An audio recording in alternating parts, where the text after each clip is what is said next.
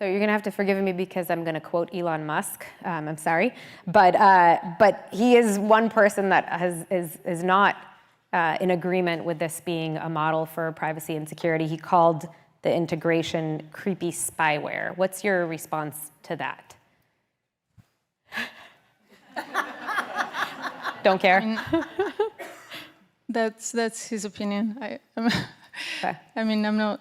Yeah, obviously I don't think so. We don't think so. Mira, thank you for being here with us. I know you must be a little bit busy. So I have like a gazillion questions for Mira, but we have 20 minutes, so I just want to set everybody's expectations. We're going to stick to a few topics, including some recent news and some areas that Mira oversees as CTO. And hopefully we can dive into some of those. I think my first question for you actually is just given how insanely busy and given the barrage of news that, you know, some good, some bad, you joined around 6 years ago, I think. Yes. At that time, it was a very different organization. You were, relatively speaking, kind of, you know, under the off the radar. Do you ever miss those days of being able to be heads down and doing the work? I mean, we're still very much heads down doing the work. It's just that the work has evolved, and it's not just about the research. It's also, now that, you know, research has progressed so far, it's also about figuring out how do we bring this into the world in a way that's helpful and safe. So the mission remains the same, but we've made a lot of progress on research and the work has expanded.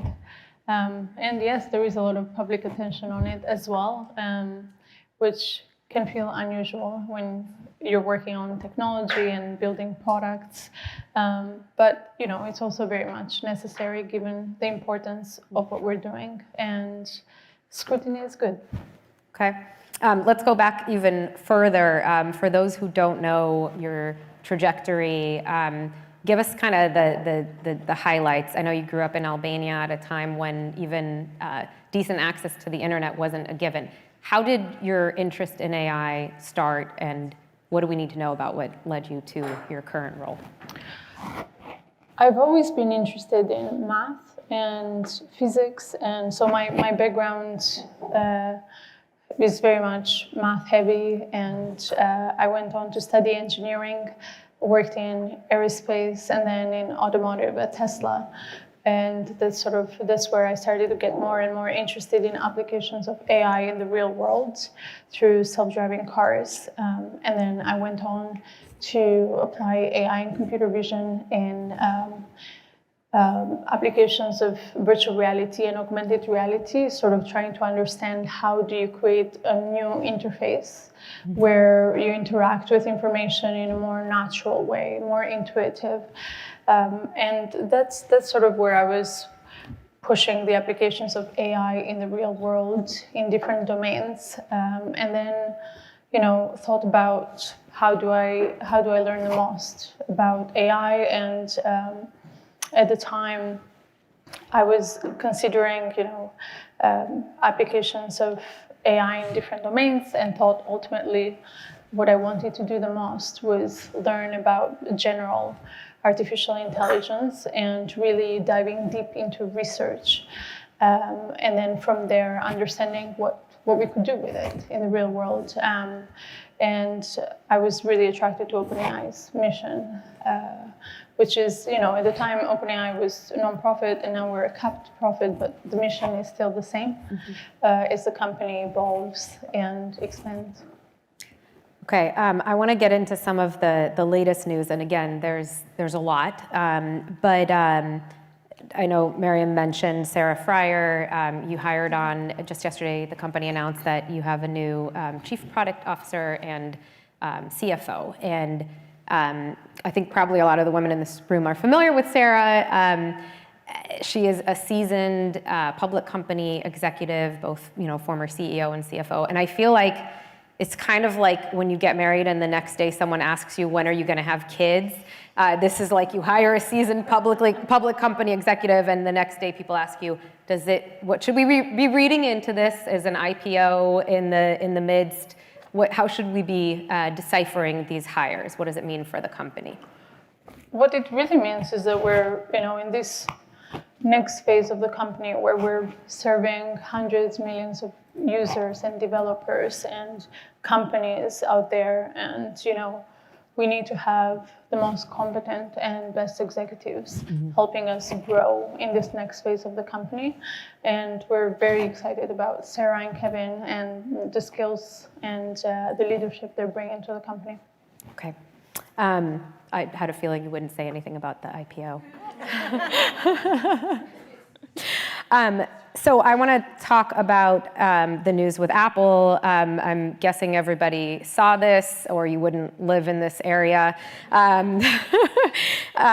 But so help us unpack a little bit, from a technology perspective, just how differentiated and significant this is. I know Apple, and this is Apple, not OpenAI, but Apple referred to it as the most advanced security architecture ever deployed for cloud AI compute at scale. First of all, do you agree with that for this integration with Apple Intelligence? And again, just help us understand what's going on behind the scenes that theoretically makes it so private and secure. The partnership with Apple we're super excited about it because it's such a great opportunity for us to bring our technology to as many people out there as possible in a very seamless way where, they don't have to switch devices. They can interact with, the technology comes to you in the best way possible and safest way possible. And the partnership with Apple is very aligned. We care very deeply about privacy and safety of our products and how we develop the technology and how we ultimately deploy it. So that's very much, we're very much in alignment, and it's going to push us forward in a better direction. So Apple obviously has been known for taking a privacy and secure approach to rollouts. Do you think that for people who have anxiety about interacting with Gen AI products, not just ChatGPT, do you think that this kind of helps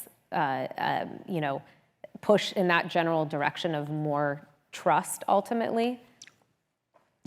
We have to do a lot to build trust around AI in general, right? There are so many aspects to it. And I think this partnership is hopefully, something that moves the needle in the right direction as we bring AI into so many products and different integrations. And specifically with our partnership, people can log into ChatGPT or through their Apple account, and we each have the product policies that apply to either ChatGPT or Apple. But we both strongly believe in privacy and safety of the products. We will not be logging information through the Apple accounts. But when people log in on ChatGPT, then we will be and they have not specifically opted out from us being able to look at the data. Then in those cases we will be looking at the data, and when people have specifically opted out, then we will not be looking at the data. More broadly, we do not train on any customer data in general. Or other or data where people have specifically opted out. And by the way, on that note, the fact that the models can't train on the user data of Apple OS users, is that a downside here to pushing forward the ability for these models to keep training? That's a lot of data.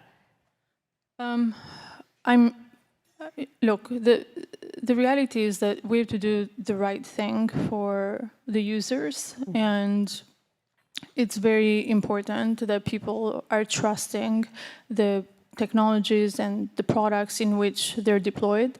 And it's important for people to have control over their data, how it's used, and very, very important for them to understand how it's used and where it's used. So that comes first, and that's a priority, regardless of the impact that it has in how much it drives the technology forward or not. So you're going to have to forgive me because I'm going to quote Elon Musk. I'm sorry, but he is one person that is not in agreement with this being a model for privacy and security. He called the integration creepy spyware. What's your response to that? Don't care.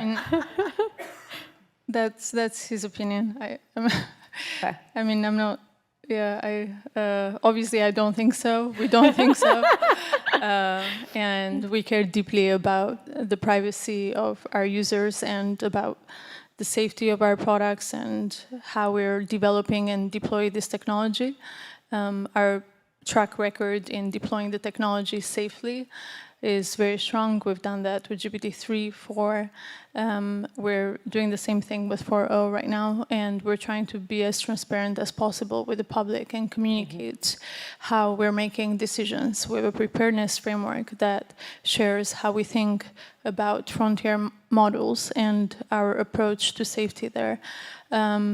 And we will continue to be transparent through the preparedness framework, through things like the spec, where I don't think anyone else has such a developed and transparent framework for what happens with model behavior. It's, from the high-level rules all the way to very technical decisions and how complex they are. We're sharing that with the public, and we're providing an opportunity for people to provide input, and we're also working on a lot of experimental ways to gather input from non-users as well. I think these are the important things. The work is not done. We have a lot more to do here. And not just OpenAI, I think the whole industry in sort of explaining what's going on with the technology, creating more participation, more agency. But we have to start with actually explaining, because the biggest risk is that stakeholders misunderstand the technology. So in the midst of all of these developments and current partnerships that you guys are striking, you are also currently training a new model, a new AI model, which is expected to bring the company closer to AGI. And I know you spend a great deal of time thinking about this, and also thinking through worst case scenarios, best case scenarios. Like, I'm curious, and I think probably everybody in this room is very curious about what that future looks like. Can you talk to us a little bit about how you think about it, how you scenario plan for it, and what's like the Mira case scenario? Like, what's the ideal view of this future in your view? So my framework for thinking about the progress that we're making and where this technology is going is that it's definitely going to be incredibly transformative technology.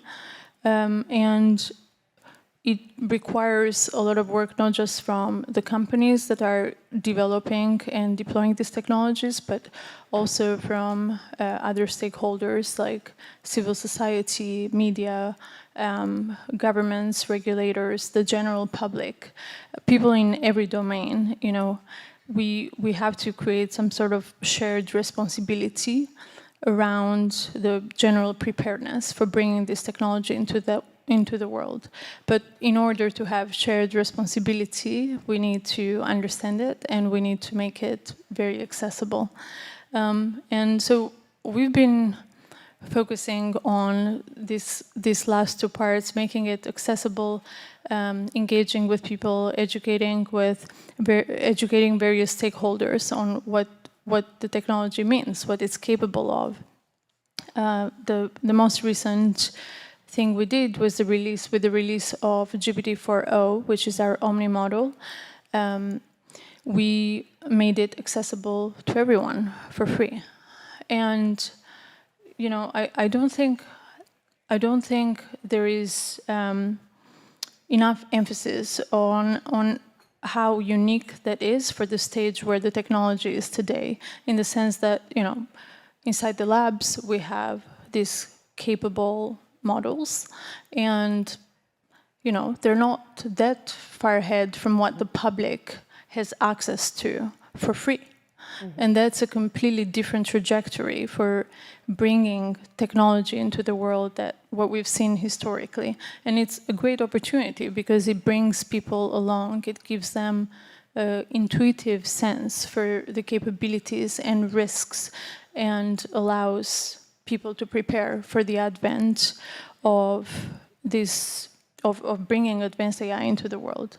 And obviously the opportunities are huge. Now it's normal that we talk a lot about the risks because they're so important, but also we wouldn't do this if we didn't believe that the opportunities here are huge. I personally think that there are incredible, there is just this incredible promise with advanced AI in healthcare, in education. We're just kind of touching on some of these capabilities and opportunities with personalized tutors like from Khan Academy. But you can imagine that, anyone in the world, in the most remote areas, they would have access to custom tutoring that is, personalized to the way they think, to their cultural background, to their interests. And that's just amazing. Like, we normally don't really think about how we learn or how we think until, 10 years of education or so on. And that's just such a missed opportunity. And I really do believe that if you can push human knowledge forward, you can push society and civilization forward. And I mean, there's so many opportunities in healthcare, thinking about solutions in climate change. There's a long list of things that we haven't tackled. And I think bringing these advanced AI systems in the world will help us a lot. And obviously, there are always risks. Whenever you have something so powerful, you have to deal with the downsides, with the misuse.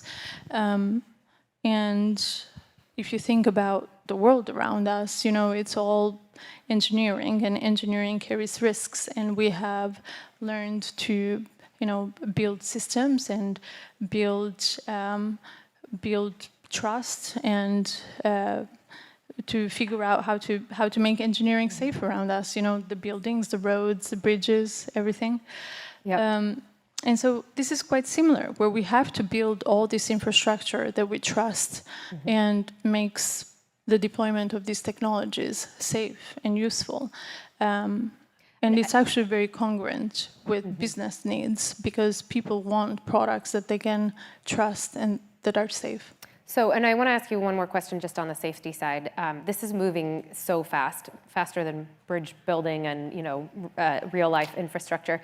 I know you oversee the safety teams. And one of the things that when you were on our cover last year, we talked about was your belief that the unique structure at OpenAI provides the necessary guardrails to make sure that you have safety in mind. Obviously, there's been a lot of scrutiny. There was a lot of upheaval late last year. It's hard to remember that you were interim CEO for a little while there, because so much has happened.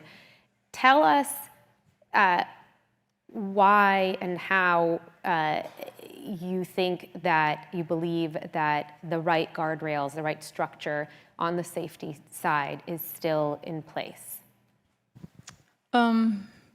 I assume you believe that, or you wouldn't be there at this point. Well, so I think you're referring to the board structure, right? Yeah, okay. So the way that OpenAI was set up was, the question has always been, what is the best administrative structure, the best incentive structure, alignment, and design so the company can fulfill its mission in the best possible way? And there have been a couple of iterations, as we as we work towards the mission and we learn more, it is a process of discovery. I mean, we're literally in the pursuit of discovery. We're doing research. And with that, you have to kind of learn and adjust and make changes. So there was the initial change from nonprofit to capped profit in order, to actually be able to fund the supercomputers and hire talent while putting the mission first. And so that is the goal, always to put the mission first. But as we discovered in November, with the nonprofit board structure that we had, it doesn't put, the nonprofit board structure didn't have accountability to anyone but themselves. And we're building and deploying a technology that will affect everyone. Mm-hmm. So ideally, there would be, some sort of accountability on the board as well. And our current board, which has very experience in nonprofit and larger companies, they are doing a lot of thinking on the governance structure and what is the best way that you can balance the incentives and put the mission first while having a lot of accountability. Mm-hmm. Okay. Well, as I said, we will not get to a tiny fraction even of the questions I'd love to ask you, but I really, really appreciate you taking time and sitting here and just being so thoughtful. There's so much interest in what you guys are doing, and we appreciate you coming here and talking to us. And thank you so much. With that, we'll let everybody eat. Thank you so much. Thank you, Mira.